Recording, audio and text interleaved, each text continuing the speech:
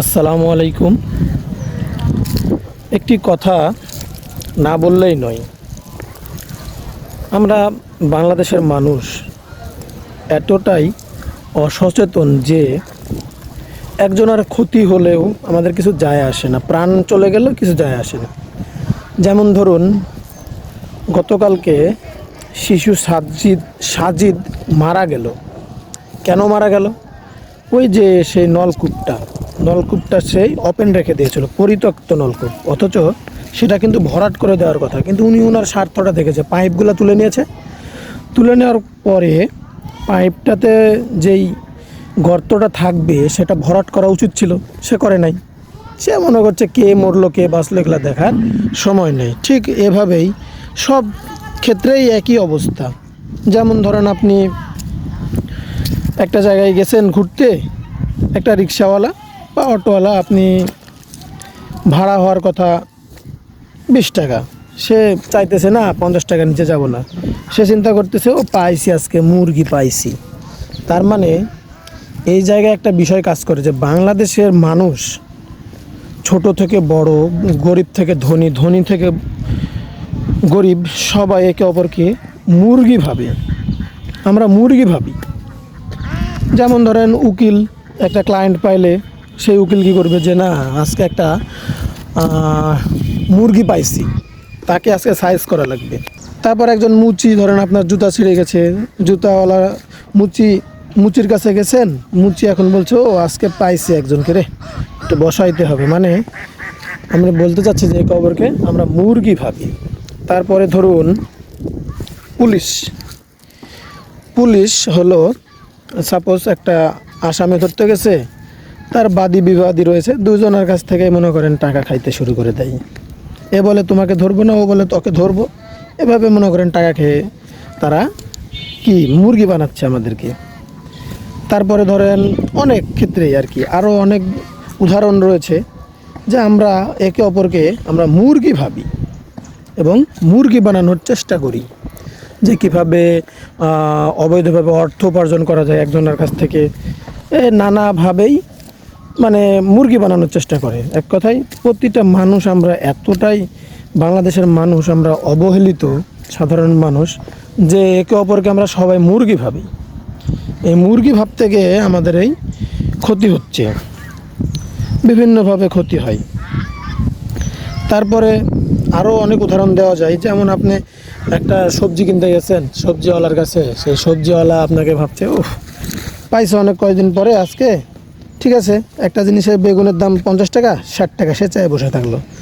এখন 10 টাকায় কিন্তু কেজিতে সে বেশি নিয়ে নিল, 50 টাকার জিনিস 10 টাকা বেশি, মানে আপনাকে আমাকে মুরগি বানিয়ে ফেললো। তারপরে আপনি চলে যান, আরও অনেক জায়গা আছে। যেমন আপনি একটা জায়গায় ট্যুর করছেন, ট্যুরে গিয়েছেন, একটা হয়তো আপনার নাইট হল করা লাগতে পারে। সেখানে আপনি যাওয়ার পরে সে নাইট হল করছেন, সেখানে নাইট হলের ভাড়া একটা রুমের হয়তো 5,000। সে আপনাকে হঠাৎ করে বলছে, না আমাদের এখন 7,000 করে দিতে হবে। আপনার কিন্তু অপশন নাই। কিন্তু দেখুন, আপনাকে কিন্তু আমাকে কিন্তু মুরগি বানিয়ে ফেললো এই জায়গায়। কারণ কি, সে ভাবতেছে যে না আমার কার কি, সে বাঁচলেই কি মরলেই কি, তার খরচ বেশি হলেই কি, আমার টাকার দরকার, আমি টাকা চাই, টাকা পেয়ে গেল সে। তাহলে দেখুন আমরা কতভাবে আমরা মুরগি বানিয়ে ফেলছি আমাদেরকে, মানে একে অপরকে আমরা মুরগি বানিয়ে ফেলছি। শুধু যে ওই ব্যক্তিরা মুরগি বানাচ্ছে এমনটা নয়, সে বিভিন্ন জায়গায় বিভিন্নভাবে মানুষদেরকে যেভাবে পারছে মুরগি বানাচ্ছে। কোনোভাবেই একটা রাজনৈতিক দল, সাপোজ রাজনৈতিক যে ব্যক্তিবর্গগুলা, তারা কিন্তু মুরগি বানিয়ে ফেলছে সাধারণ মানুষকে বিভিন্নভাবে। কিছু সৎ মানুষও আছে এর মধ্যে। তো মুরগি কীভাবে বানাচ্ছে? নেতার ছেলে থাকে বিদেশে, সাধারণ মানুষকে আমাদেরকে মাঠে নামিয়ে দিচ্ছে, অস্ত্র হাতে তুলে দিচ্ছে, তারপরে হচ্ছে মানুষকে বলছে এভাবে মারো, এভাবে করো, তাহলে তুমি টাকা পাবা। এই যে টাকার বিনিময়ে আমাদেরকে মুরগি বানিয়ে ফেলতেছে রাজনৈতিক দলগুলা, এটা কিন্তু আমরা বুঝতেছি না। আবার কি হচ্ছে, রাতের আধারে টাকা দিয়ে যাচ্ছে, ওই যে 10 টাকা 20 টাকা করে বাদাম খাওয়ার জন্য দিবে যখন, তখন কিন্তু আপনি তার কাছে আর কিছু দাবি করতে পারবেন না। উন্নয়নের কাজের জন্য বা অন্য আপনার কোনো কাজের জন্য গেলে আপনি তার কাছে দাবি করতে পারবেন না। সে দাবি করতে পারবেন না কেন? ওই যে 10 টাকার বাদামের বিনিময়ে আপনাকে কিনে ফেলেছে। তাই সামনে যেহেতু ভোট, এভাবে কেউ টাকা পয়সা নেবেন না, দরকার নাই এই টাকার। আপনি তার কাছে সেবা চান, নাহলে আপনাকে তো মুরগি বানিয়ে ফেলবেই। ওই 10 টাকার বিনিময়ে আপনাকে মুরগি বানিয়ে ফেললো। তাহলে অতএব আপনি কীভাবে মুরগি হচ্ছেন একবার চিন্তা করে দেখুন। তারপরে আরও অনেক আছে। একটা দোকানদারের কাছে আপনি গেছেন, দোকানদার আপনাকে জিনিস দেওয়ার পরে একটু দাম বেশি ধরে নিল, ও বলছে আজকে মুরগি বানাই ফেললাম।